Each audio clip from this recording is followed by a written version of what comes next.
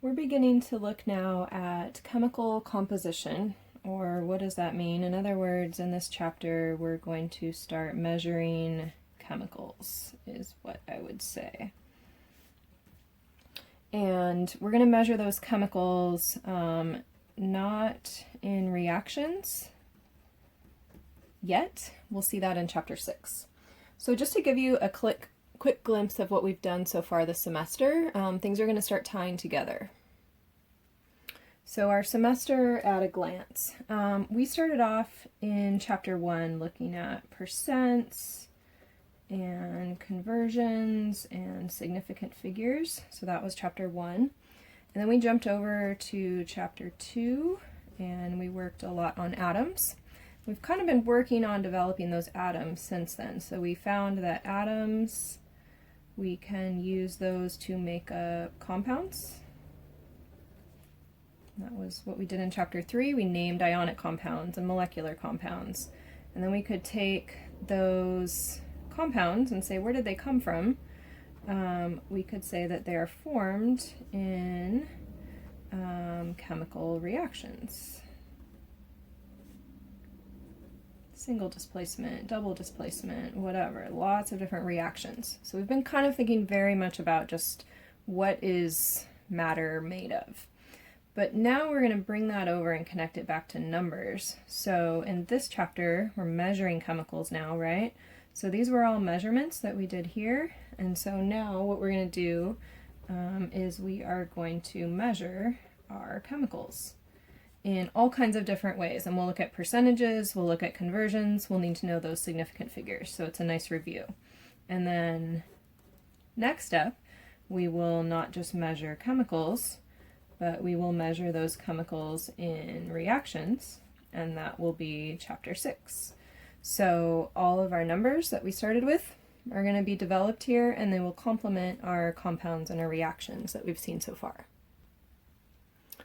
So as you can imagine, there are a lot of ways of measuring chemicals, and we have to do a lot of calculations along with those measurements. So I'm going to give you a quick glance of the chapter now, and kind of summarize the conversions that we're going to see in this chapter. This will be helpful at the front end, but also to come back to once we've done all these, just to kind of regain the big picture. So the first type of measurement problems that we're going to look at is mass percent. Remember, percents are per cent or per hundred. And so with mass percents, we will look at grams of part over grams of the whole.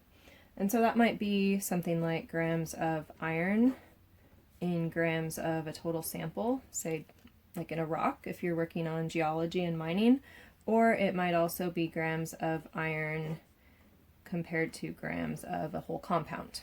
So that will be mass percent. And when I talk about masses in this chapter, I'm going to sometimes draw your attention to them with this pink. So mass percents, those are easy to measure, right? We can put it on the scale, we can weigh it, put it on the balance and weigh it. The next thing that we'll use to convert, we've actually had around before, we're just going to use it in new ways, and that is our chemical formulas. So in a chemical formula, you can relate, let's say, atoms to molecules, or if it's an ionic compound, maybe you're going to relate ions to what we call formula units. And a formula unit is just the ionic version of a molecule. So that might look like something like this. If I have one OCl2 molecule, I could say that I have two Cl atoms. Or if I have a bigger ionic compound, then I might say I have one CaNO3 to formula unit, and in that I have two nitrate ions. So you see how we have conversions, right? And I could flip those upside down if I wanted to. Those are both counting, so I just counted 2 chlorines or 1 molecule, and when we count in this chapter, I'm going to be using green. So all those formulas that we have are counting atoms and counting molecules. Very different than putting it on the balance, not weighing it here. The next conversion that we're going to use in this chapter is Avogadro's number. And Avogadro's number is one that will always be given to you. 6.022 times 10 to the 23rd particles per 1 mole. So that might be particles of sodium per mole of sodium, for example. And this is, again, counting particles. And moles is a unit that we use to count also. It's kind of like eggs and a dozen, particles and a mole. So an example of that would be that we could write 6.022 times 10 to the 23rd atoms of Cl. If I had that many atoms, would be the same as saying 1 mole of Cl. And moles are more likely to be measurable in a macroscopic quantity, so moles are a really helpful unit to count in. But again, Avogadro's number, we're counting particles. Might be atoms, ions, photons, electrons, anything small. I can look at moles for that. Next up, we will look at molar mass.